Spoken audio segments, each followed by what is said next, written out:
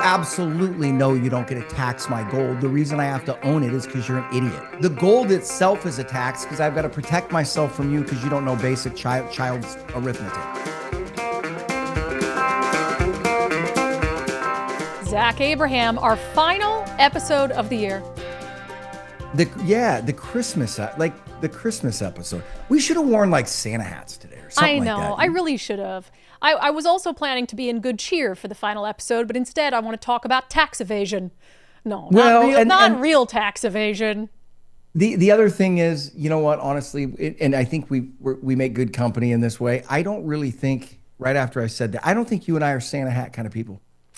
No, maybe reindeer. Santa hats aren't sexy. And obviously, when people think of me, the first word they use is sexy. She's likewise. Real sexy. Yes, likewise. Reindeer antlers is more my vibe, So let's talk about sort of money moves for the end of the year for people, and then maybe some New Year's resolutions. I definitely have some New Year's resolutions related to money. You'll probably laugh at them, but I look forward to running them past you. So money moves for people at the end of the year. Just any good money moves you suggest for people as the year comes to a close? One comes to mind, and I tell our clients this all the time. I think one of the most underutilized and forgotten parts of a portfolio of saving for retirement and all the things that goes with it is the funding of Roth IRA accounts. So I would say fund your Roths. End of year is also a really good time to sit there and go, hey, how did we do this year? And if your portfolio didn't do that great this year, it's telling you something, and it's telling you that you don't have a very diversified portfolio. Because if you didn't, US markets didn't do bad this year, but if you weren't up 20% plus, it's because you're all US tech. And that should be a warning sign, because that's not going to be where you want to be. All right, and then there is the dreaded New Year's resolution. Mine for like the last 15 years of my life has been to lose weight, but I'm in my skinny girl era right now. I don't need to lose any weight, so I feel pretty good about letting that one go. But wow. I have some financial goals, and they might sound silly to you because they're so small and maybe stupid. I am, first 3 months of the year, no home goods. I'm not going to home goods one time. I'm not stepping foot in home goods. No Target. I'm not going to Target first 3 months of the year, okay? No Sephora. I'm not going to Sephora. I have more than enough makeup to last me 10 years. I'm not going to Sephora at all. And no Starbucks. No Starbucks. Oh, just the first 3 months of the year. So how much money am I going to save? I don't know. I'm still taking notes on that because I am going to make my wife listen to this episode. Oh, no, I'm sorry. No. Don't do that to her. Don't do that to her. All the things you were knocking off, and I was sitting there going, boy, I see that on my statement quite a bit. Oh, yeah. Sephora, home goods. Home goods. Well, and the other thing is, if you're dying for home goods, just shoot my wife a text and she can videotape her marauding through home goods. She loves that place. Oh, yeah. And I mean, I'm obsessed with it. But I seriously think I've become like a fixture at my local home goods where people know to expect me there. Oh. And I'm kind of embarrassed by it at this point because I go there so often, and my husband's like, we do not need anything else. And like I brought home 2 lamps the other day, and I hid them in the back of my truck for my SUV for like a week. And then I snuck them into the house and I put them in the office. And I don't know if he's quite noticed that they've made their way, one into one room, one into the other. So it's a problem. So I have a problem. But I also think I'll save a lot of money. Well, you will. No, and so here's the funny thing about, I always get asked about New Year's resolutions. Yeah. I have never had one. Oh. Never done one. Should we create one for you? No? I won't do it. Okay. I'm really weird like that, like in the sense that if I've got something that I want to tackle or something, I'll start it at a very random time, and then I will just hold to it. Yeah. Like that's one thing I'm good at. I don't have the best imagination, not artistic, but I can usually chart a course and hold to it. But yeah, I've never done the resolution thing. So, but I think there's some hidden gold in what you were saying there, because whenever we're setting out and making goals, whether it's financial, whether it's physical, whether it's working out, whatever, the biggest mistake you see is that people make the goals too untenable. Yeah. You know what I mean? So I actually like your financial goals. Why? Because they're very achievable. right? There's something that you can keep a measurement on over a short period of time. You can have a week win, right? You get to the end of the week, you're like, hey, I check that box, right? They're measurable and they're achievable. And it's fascinating thing I've learned about goals is we think about discipline in goals. Yeah. Really what we want to do is we want to get that feedback loop, that dopamine dump.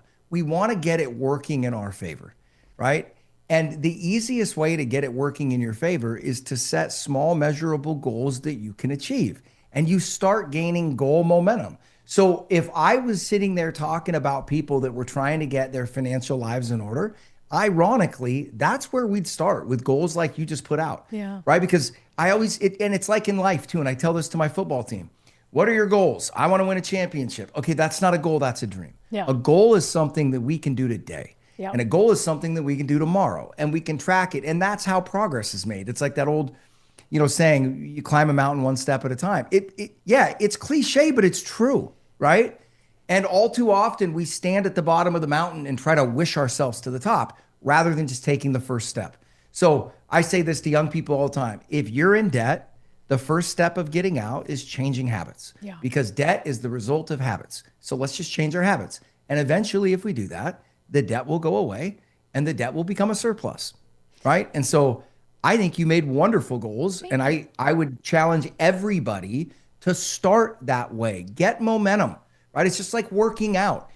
We all sit there and we go, oh, I've broken I've broken my promise to myself. I never keep my New Year's resolution. Well, what if you made it like 1/5 as hard and actually accomplished it this time? Yeah. Right? And then move it forward a little bit. And that's how you do it. So I like it. Good job. Yeah, well, it's easier than like say, oh, my resolution is to lose 10 pounds in January. Okay, well now you're setting yourself up for failure. Like make your resolution to, go to get a gym membership or whatever it is. But, part of what I realized was some of that spending around like Home Goods and Target. And it's not to say like I have disposable income. If I want to go to Home Goods and buy something, I should go. But it's almost like it's totally mental, like Starbucks. And then I get the coffee and I'm like, I don't even want this. It's like this mental, like I've just got it in my hand. And then I drink half of it. And I'm like, well, now I just wasted $8 on a latte I didn't even need or want because you're just going because you go. You're going because I go. I'm going to Home Goods because I drove past it. I'm like, oh, Home Goods. So I feel very confident I can stick to these goals and I'll save some money in the process.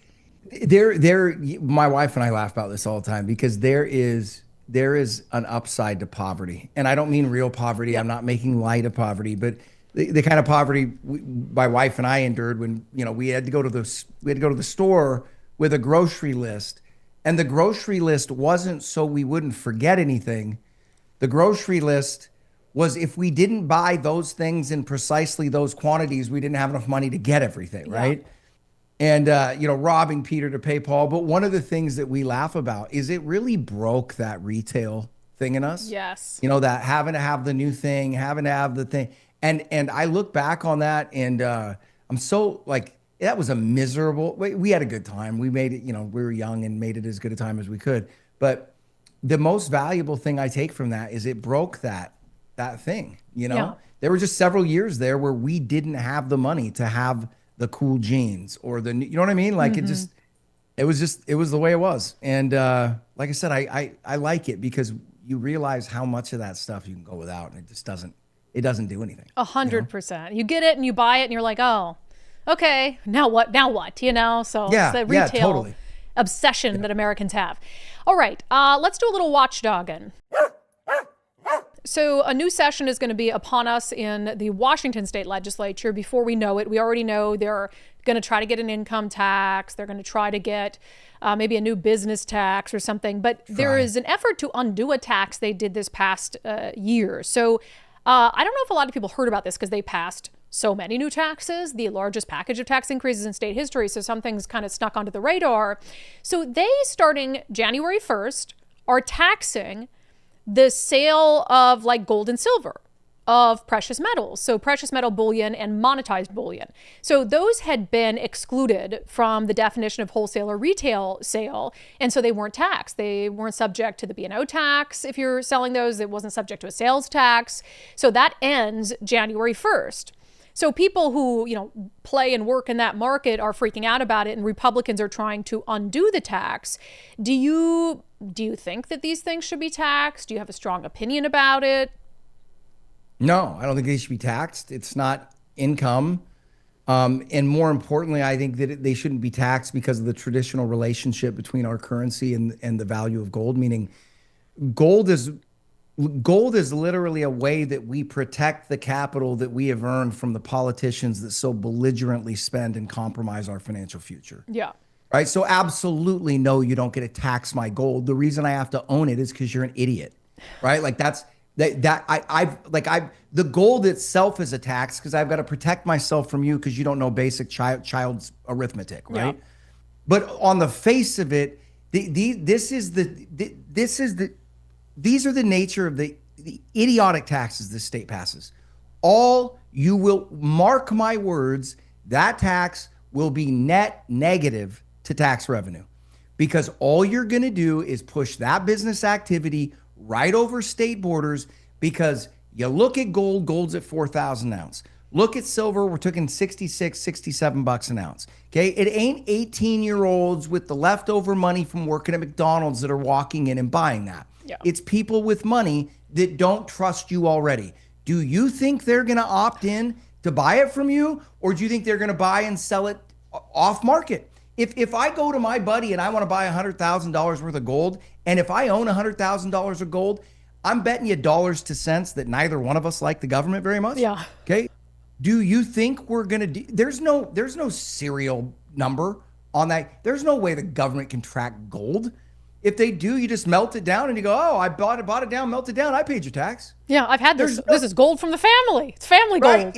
Right. It literally, there's no way to enforce it. So what are you going to do? The only people that can't avoid that tax are the businesses. Yes. So they're gone. Yep. They're gone. Yep. They're gone. So that you cauterized a part of revenue there, not huge, but it cauterized the revenue. And because of your need to pay the other one, why are you taxing bullion and gold? Because you think that only conservatives own it. It's a tax. Bingo. Hadn't even thought of that. It's a risk-free tax to them. Okay. Well, and this goes to show you right here the feigned empathy and the real complete belligerence and complete lack of caring when it comes to the populace, especially if they don't vote like them. But especially here, you are going to drive out primarily small businesses that are family owned, which I'm old enough to believe that I remember a Democratic Party that used to care about that kind of stuff, right? You're going to drive them out, and it's going to result in no extra tax revenue. It's going to be a net negative in revenue. I guarantee it. And why? For political expedience, so you can pat yourselves on the back? It's just, the whole thing is just absurd. They literally cut their nose off to spite their face. You look at them and go, well, how does this benefit you? You're not going to get any of that revenue. Yeah. You're not. You won't get it done. Interesting, the angle of like more, libertarian or government suspicious people. Now that I think of a lot of the taxes that they passed, I'm like, like they passed a tax this past year on RVs, because it's a luxury, right? Which is weird because don't all the homeless people live in RVs in Seattle? I don't think they're buying luxury goods. But you know what? I'm not saying liberals don't own RVs, but I do think it's more of a red thing. Absolutely. I mean, there's no question. I mean, go to RV Center. What RV World? What's it called? Camper World, whatever it is. Tent, whatever. Camping World. They sell a bunch of RVs. There's a bunch of them. Anyway, go take a poll. I bet you 65% of their shopping base, 65 to 70% are probably Republican. But go look at the it's like all the taxes they pass in the state. I mean, if you look at them, the vast majority seem to be aimed at and that's just, what a reckless, disingenuous, and cynical way to run tax policy. And then they're worried about fascists and authoritarians. It's just so rich. Yeah. The more I think about the tax on gold thing, it is wild because you're basically trading one sort of thing of monetary value for another thing of monetary value. And that's like me going to the bank and being like, hey, can I get ones for this 20? And then they're like, yes, but we have to add a tax to that transaction. Especially as it relates to gold, because the reason your gold is up is because your dollar is down. Yeah. And now you get a bonus off that. So you completely eroded and crushed the value of the dollar. And now, as I cash in the hedge that I wisely put in place because I knew what you were going to do, now you get a part of my win from the dollar that you lit on fire. Crazy. Are you kidding me?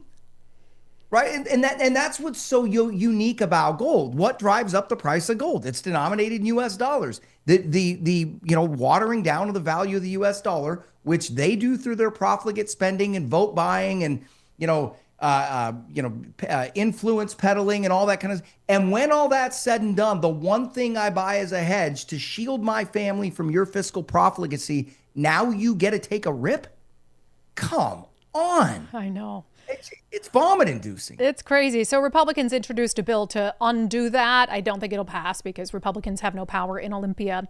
Let's fit in one more quick thing.